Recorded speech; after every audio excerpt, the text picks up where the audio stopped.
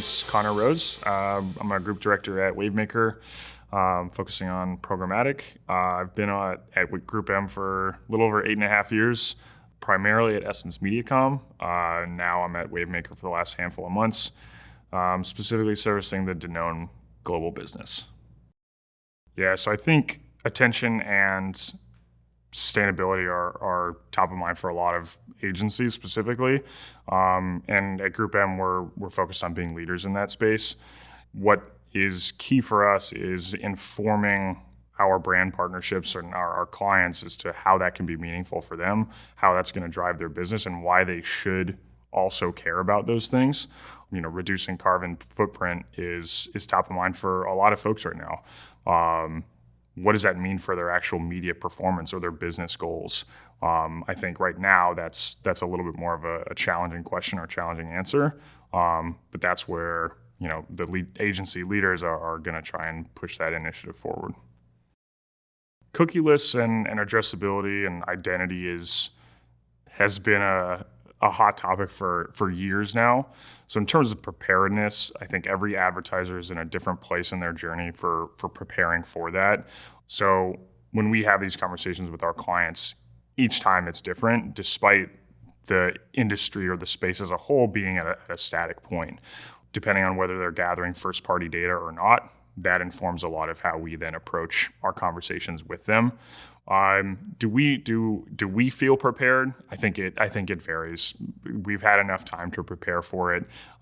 There are a lot of technology partners in the space that are equipping agencies and brands for what that world is going to look like. And so I think at this point we're fairly well prepared, and I think that goes back to one aspect in like the gaming space.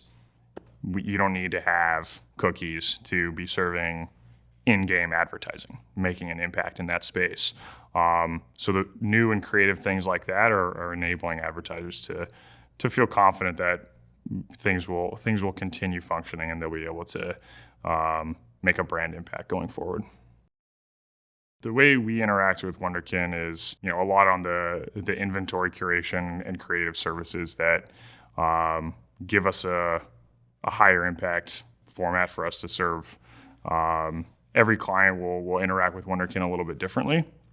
But the service that we've received from Wunderkind has been fantastic for many years now. And the footprint that they have within the Group M walls is substantial. While working with Wunderkind, each of our clients have different goals, whether it's branding and awareness or driving purchase, and getting a little bit closer to that lower funnel business KPI. I've seen across many different clients, Wunderkind's been able to help us achieve multiple of those goals. I think sometimes folks will put certain partners in a particular box based on what's worked in the past. So we see that across all of our clients and the partners that they're working with. They kind of get segmented. I think Wunderkind's been able to kind of transcend that a little bit, just because they've been successful for multiple of our clients in multiple avenues. But I think a key for us historically has been driving greater brand recognition and brand lift in the upper funnel space. At Group M, we of course deal with a wide range of clients, all with very different goals. They're at very different spaces in their customer addressability journey. Some are on the rise, some are fighting for market share. So for us, it's creating a bespoke experience. We want to make sure that we have experts in the room across every discipline to let them know that they have experts on their side and actually action on their specific issues of the day, solving those short-term problems, and then giving them a long-term vision for strategic success. That's where we put a lot of our time and energy. Yeah, I think so. I think Wunderkind is able to work with all of our, especially on the programmatic side where I'm focused, work with our teams, tailor our experiences to specific RFPs or specific conversations that we give them insight into on what our clients are trying to achieve.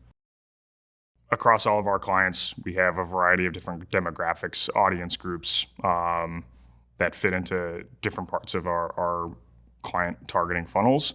We're reaching all of those groups with Wunderkind advertising as a whole. Like I've said, every client is at a different point in terms of maybe they're not using them at all, versus to maybe there's a key strategic initiative that includes those activations on every single one of their campaigns.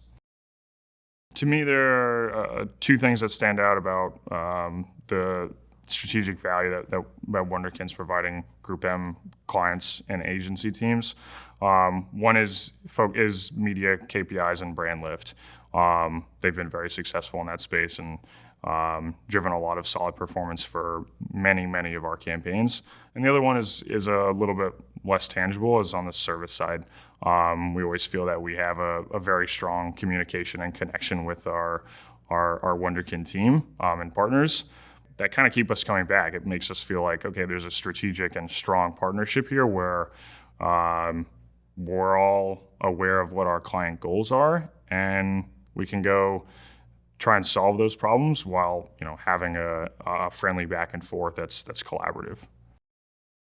On the agency side, we receive a lot of pitches. We get talked at or talked to by a lot of different partners. Some we've never heard of before, some we are aware of. And because of that, I think the expectations that a lot of our teams go into these conversations with is somewhat low, just because there's a massive amount of volume everyone on the agency side is dealing with from a outreach standpoint. So for us, we're focused on fact finding and understanding where there's going to be what differentiates this group or what differentiates this partner.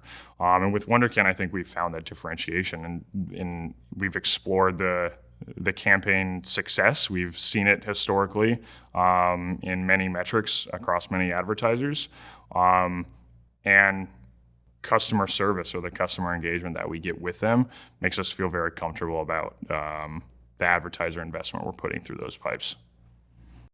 The digital advertising space, I believe, has reached a point where it's critical we find new creative ways to reach people in a meaningful way.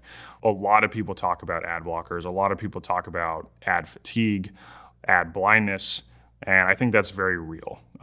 So when we're serving ads and pouring significant amount of media investment into the digital space, it's very important we find metrics that allow us to actually measure that impact, that it go beyond the historical maybe metrics of success or media metrics like click-through rate.